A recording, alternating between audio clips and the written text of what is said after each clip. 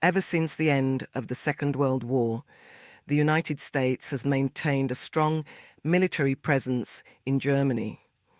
As of 2024, the country is believed to host around 50 US military installations and over 50,000 personnel, making it the largest concentration of American forces in a single European nation. Originally meant to strengthen Western Europe's defenses in the event of a Soviet threat, these American bases in Germany have since evolved into the central hub for US operations across Europe, the Middle East, and Africa, and with rising tensions following Russia's actions in Ukraine in 2022, it doesn't seem like American troops will be leaving Germany anytime soon. Germany is a beautiful country.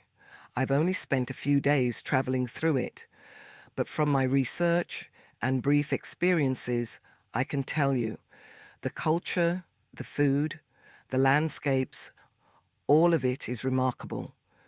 Not to mention my growing fascination with Germany's deep and haunting history, stretching back to the medieval era. So many of our modern fairy tales and children's stories were born here.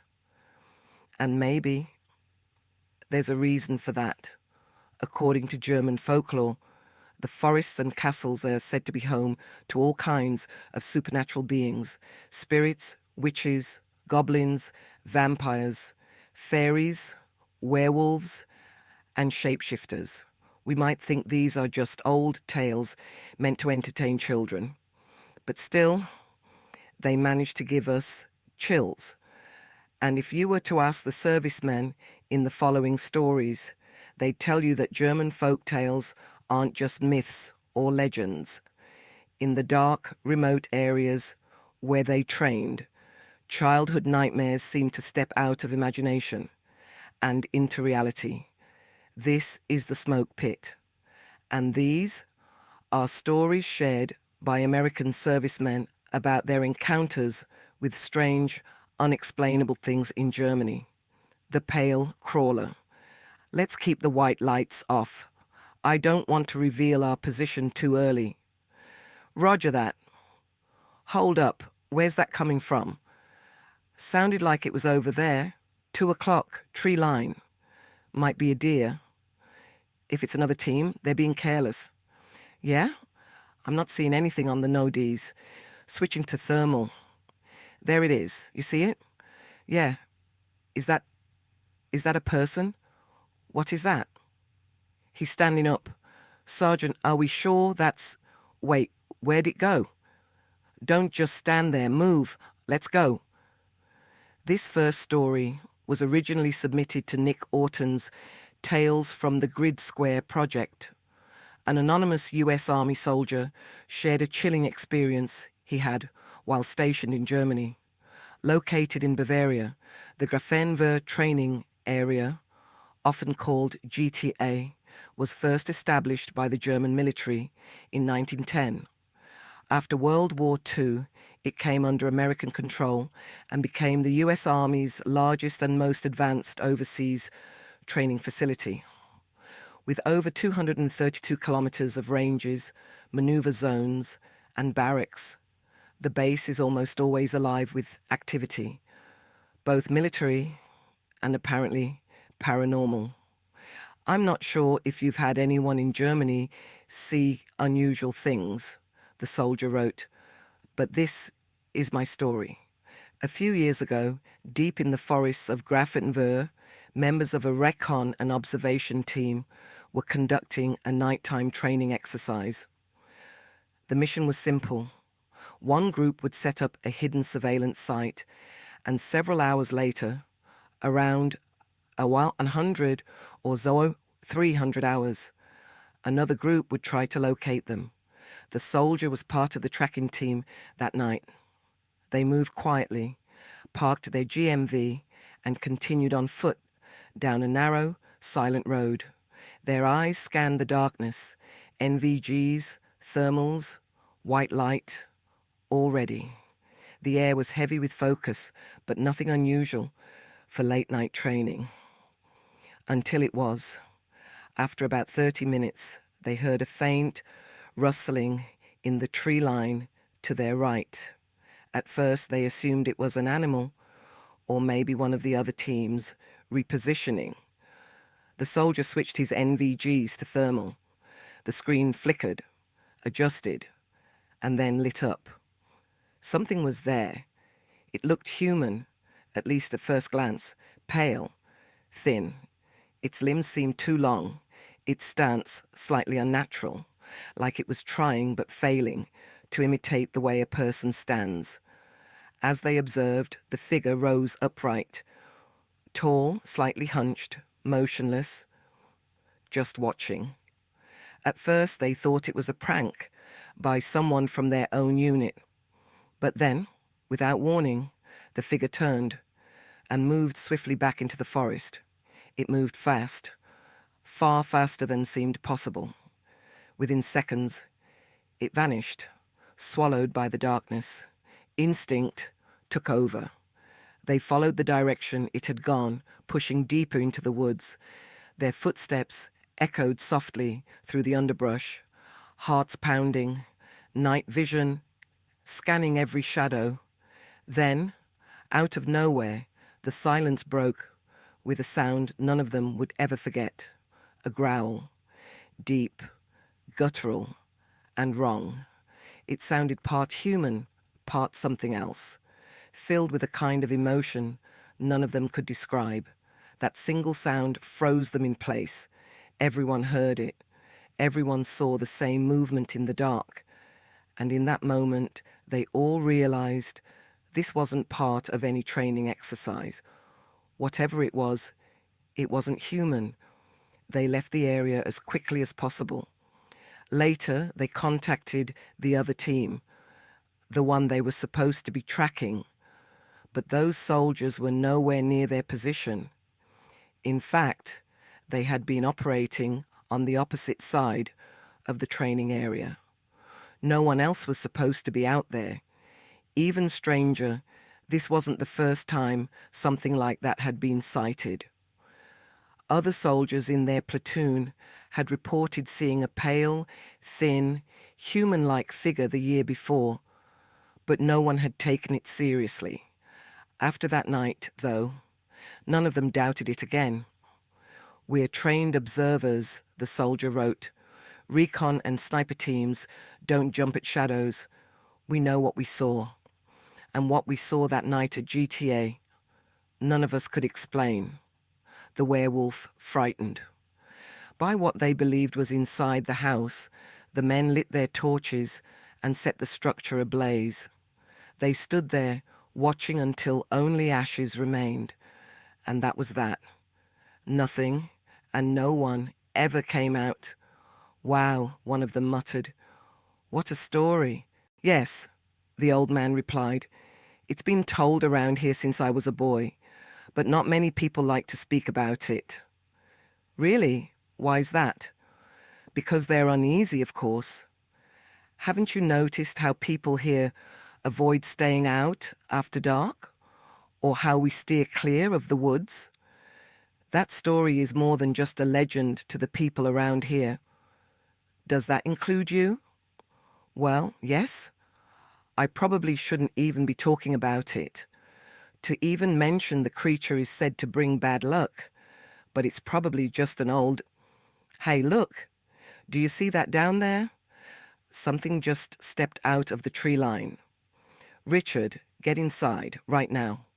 "What is... I mean it." Now, when I was reading the previous story about the Grafenwehr training area, I couldn't help but notice something. Striking similarities between the figure that soldier saw and a being often called the rake or the pale crawler.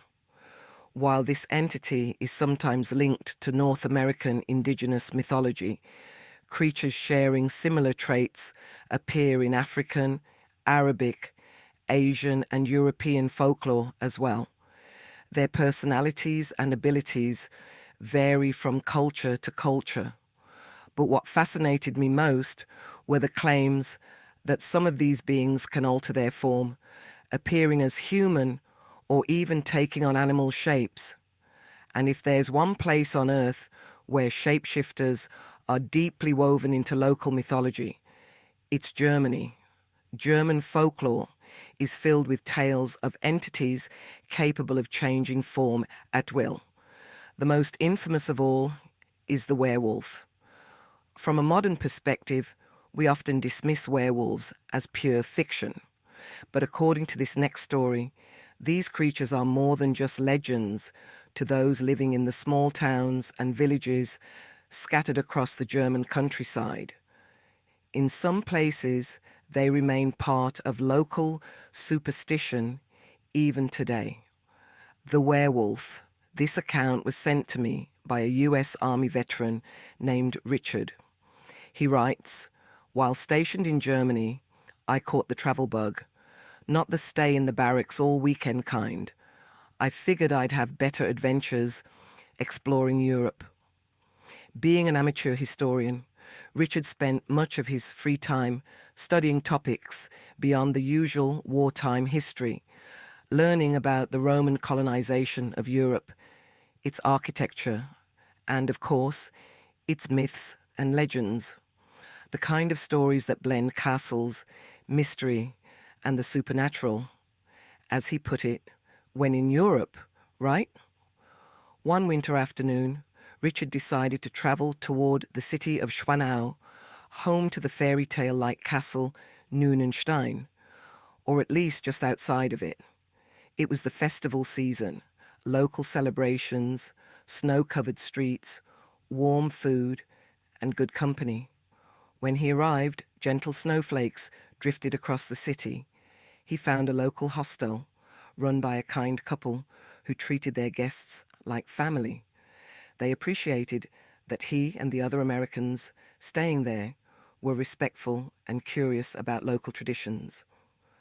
That evening, Richard and his hosts sat on the balcony overlooking a small wooded area.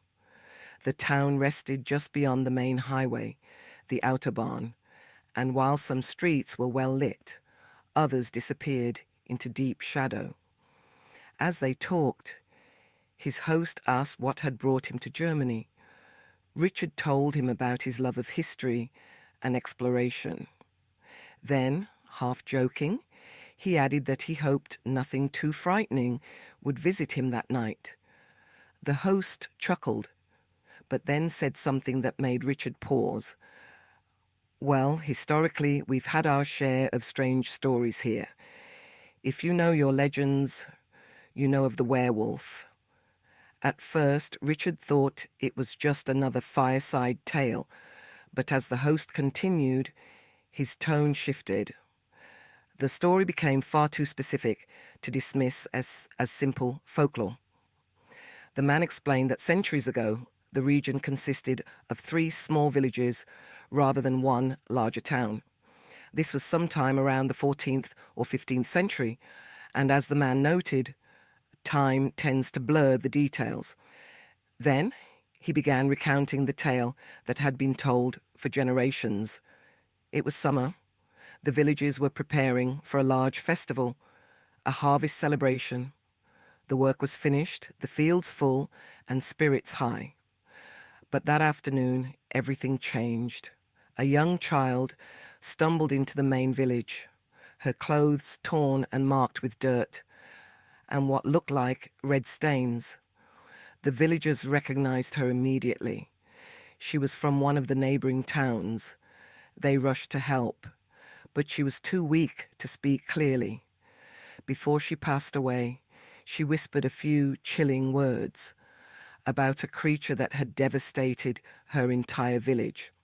Shocked and heartbroken, the townsfolk gathered whatever they could, lanterns, tools, torches, and set out together to uncover what had happened. Along the way, they discovered several farms completely abandoned.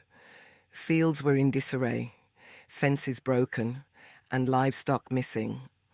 Many homes showed signs of struggle. Doors left open, windows shattered, and belongings scattered across the floors. By the time they reached the second village, everything was eerily still.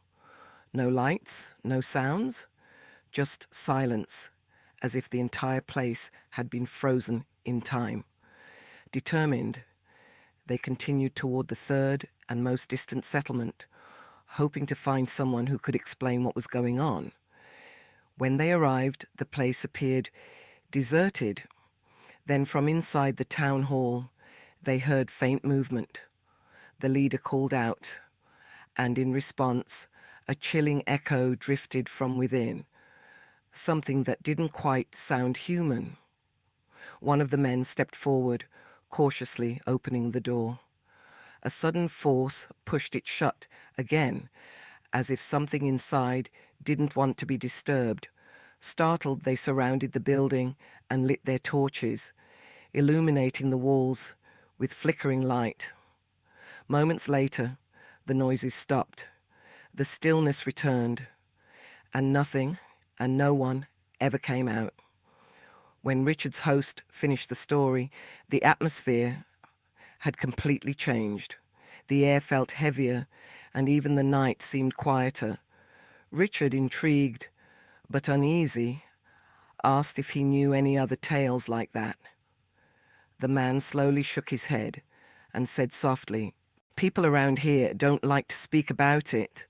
They avoid the woods after dark. There's just something about this place that feels different, even for those born here. They say even mentioning the word werewolf brings bad luck." And then it happened. Richard froze. Out of the corner of his eye, he noticed movement near the tree line. Something, or someone, was standing there. He pointed it out, and his host's face turned pale. The figure was tall, unusually tall, its outline distorted by the moonlight. It moved with an animal-like grace, yet there was something almost human about it. Before Richard could react, his host whispered urgently, "Get inside, now." They hurried in and locked the door. Peering through the window, they saw only the dark forest again. Whatever it was had vanished. Not long after, vehicles arrived. A group of officials stepped out, moving quickly and silently through the property. Their uniforms weren't local. The way they scanned the tree line and communicated with hand signals suggested something serious was going on. For hours, they searched the area methodically. Then just as quickly, they packed up and left. Before leaving, Richard noticed something peculiar. They were carefully covering sections of the ground, brushing away footprints, as if trying to conceal what had been there. The next morning, curiosity got the better of them. Richard and his host returned to the spot. That's when they found it, a single, enormous footprint that had been missed. Richard later wrote, "I wear a size 10.5, sometimes 11 depending on the boot. This print was longer, wider, massive, and unlike anything I'd ever seen. It resembled a wolf's track, but stretched and reshaped, as if from another world. Even the details were sharp, like nail impressions pressed deep into the soil." He smiled as he recalled it. "That night didn't stop me from visiting again. I even returned a few times after, sharing drinks with the same locals, but I'll never forget what I saw or what I felt watching that forest under the moonlight." Later, during a separate patrol nearby, a few guards reported something unusual. "Over the fence," one said quietly. "Did you see that? We've got several deer down near the perimeter. What could have done that?" "Maybe wolves," another replied. "Or those wild boars we've seen in the area. They can be pretty aggressive sometimes." "Command, this is P4. We've found signs of animal disturbance near the southern fence line, and we're hearing what sounds like howling nearby. How copy? Over." "Roger that, P4. We heard it too." Report back to security control and stay alert. Move toward the command post. Over. Title: The Morbach Mystery, The Werewolf of Hahn Air Base. This next story was originally shared by an Air Force veteran on unexplainedmysteries.com back in 2012. The actual events took place in the late 1980s, and the story has often been linked to one of Germany's most mysterious legends, the Morbach Monster. This was one of the most talked about modern-day werewolf encounters. The veteran's account takes us to Hahn Air Force Base in western Germany, near the town of Wittlich. One night in 1988, a few airmen were walking back to base after an evening out. Along the way, they passed a small roadside shrine, partly hidden by brush. According to locals, the shrine had been built long ago to keep an ancient spirit at peace. Legend said that as long as the small flame inside remained lit, the spirit would stay dormant. But that night, for reasons no one could explain, the flame had gone out. In a light-hearted mood, the airmen joked about it, teasing one another and calling into the forest, daring the legendary werewolf to appear. Nothing happened. They laughed it off and kept walking. But according to a member of the 50th Security Police Squadron at Hahn Air Force Base, writing under the name Sierra 7, things soon took a strange turn. He wrote, "When our shift started, patrols began their routine sweep of assigned areas. As I reviewed the previous shift's logs in the control trailer, one of my foot patrols radioed in. They'd found 3 deer lying in a clearing near the fence line. We contacted the local forest ranger, known as the Forest Meister, to investigate. He said wild boars sometimes disturbed small animals, so he'd take a look." He continued, "I went back to the trailer to update the logs and notify command. Then, as the patrols regrouped, we suddenly heard a deep, echoing sound from the direction of our alarmed structures. It was something between a growl and a howl, but not like any animal we knew." He radioed the nearest patrol, and before he could finish speaking, they came running from the dark woods, saying they'd heard it too. Moments later, the sound came again, this time from inside the fence line. No canine units were scheduled that night, yet even the entry control team confirmed they'd heard the same thing. Someone nervously joked, "What if it's the werewolf?" Everyone laughed, until the sound echoed again, closer this time. It was officially logged as a possible animal breach, and the Forest Meister was called to assist. Night vision scopes were issued, though no weapons were loaded. It was a routine precaution during peacetime. The sergeant led his team along the perimeter, just to make sure nothing had entered the property. "When we got back to the area," he wrote, "we noticed signs that something large had moved through again. It looked like whatever it was had returned. A mounted patrol radioed that they had visual contact with a large, fast-moving figure, possibly a wolf. The sergeant's team tried to approach from another angle to intercept it. Then another call came through. It's heading toward the command trailer. Alpha Control reported locking down until daylight, unsure what was happening. The canine unit that arrived refused to approach the spot. The dog stayed inside its vehicle, visibly uneasy. And then, silence. One of the guards near the fence suddenly shouted. The others turned just in time to see a dark, massive shape move quickly across the field and leap beyond the perimeter, vanishing into the trees. "I walked further up the hill," the sergeant said, "and looked through the night scope. That's when I saw it, leaning against a tree, completely still, watching us, standing upright. He called out its position, but the shape turned and disappeared into the shadows. Only one other patrol leader saw it. Around 2:30 a.m., the Forest Meister finally arrived. He was briefed and taken to the area where the animals had been found. He studied the tracks quietly and said, "These markings are strange, too large for a regular wolf, but the pattern fits. It's rare, but wolves can sometimes travel this far west." When asked if wolves could clear a 9-foot fence, he smiled and replied, "Normally, no. But whatever this was, it seems it could." No one laughed. The mood was tense. They all felt something had happened that defied simple explanation. At 4 a.m., the group gathered again for debriefing. Alpha 2, the man who had refused to leave the command trailer, finally came out. Over coffee, someone joked, "Are they even going to believe this?" Everyone chuckled nervously.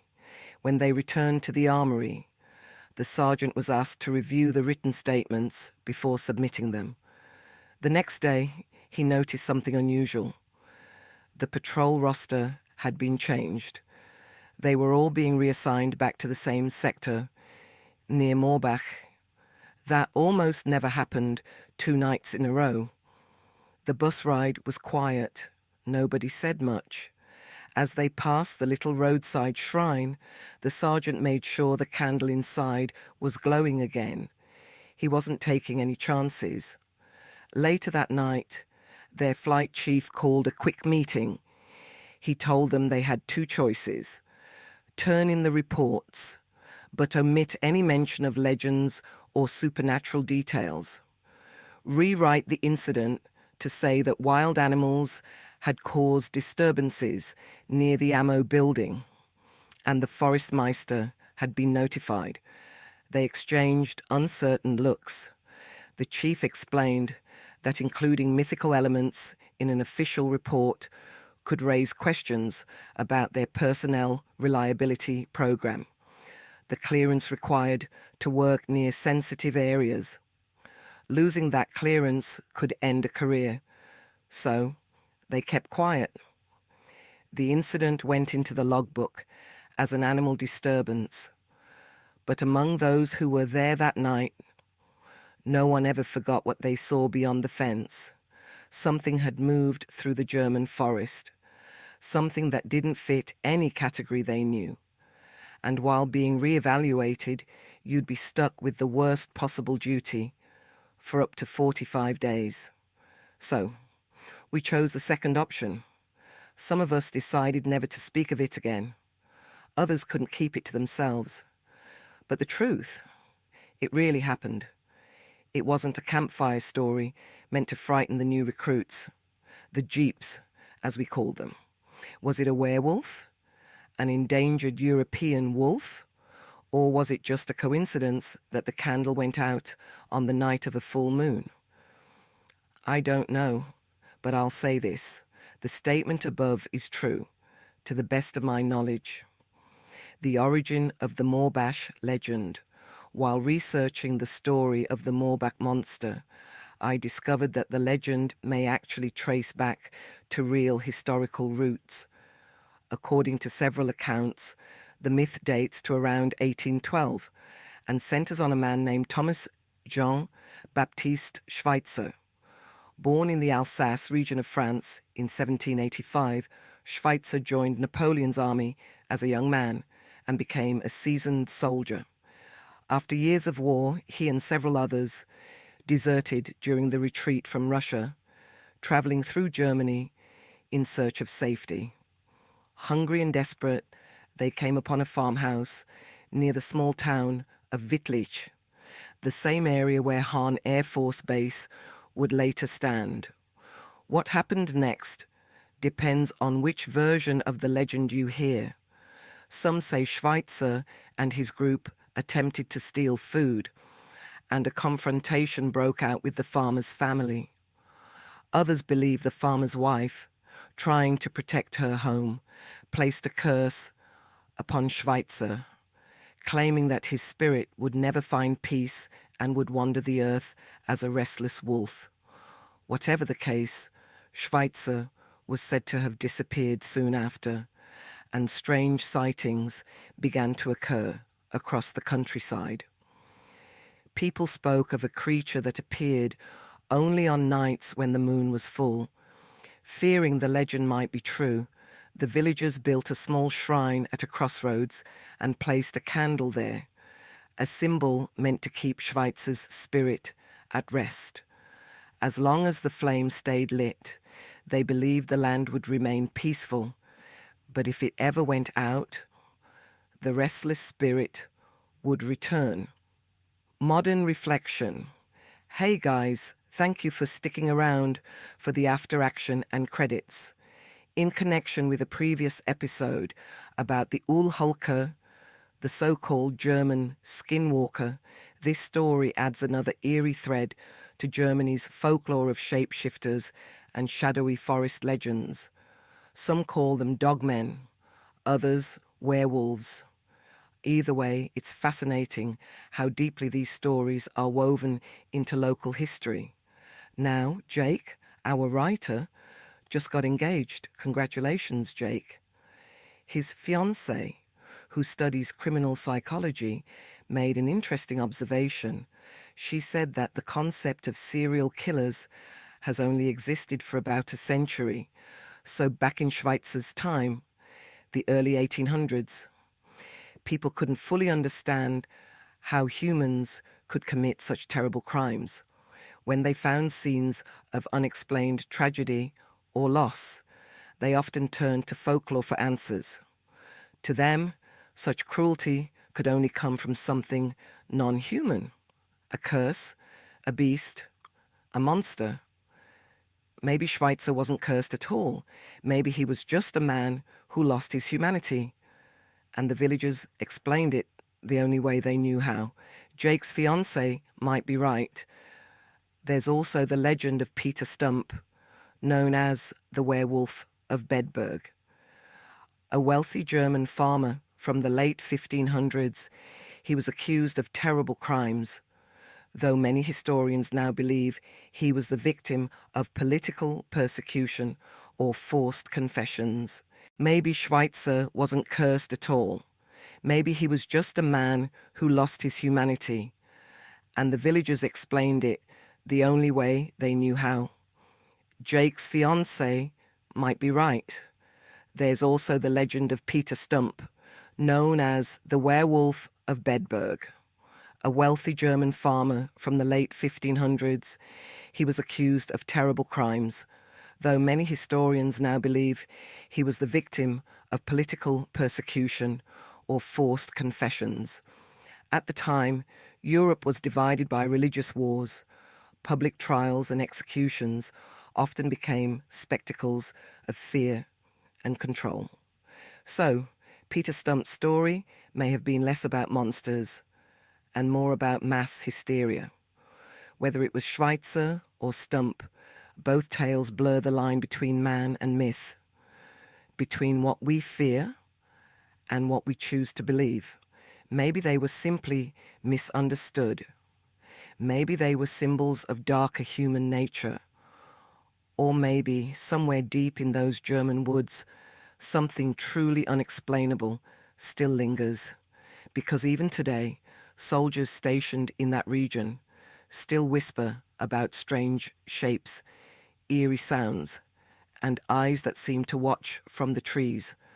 Closing message. Thank you all for watching, listening, sharing, subscribing, liking, and commenting. Your support means everything. And as always, a huge thank you to our Patreon and YouTube members for keeping this channel alive. May peace be with you wherever you are, and I'll see you in the next episode.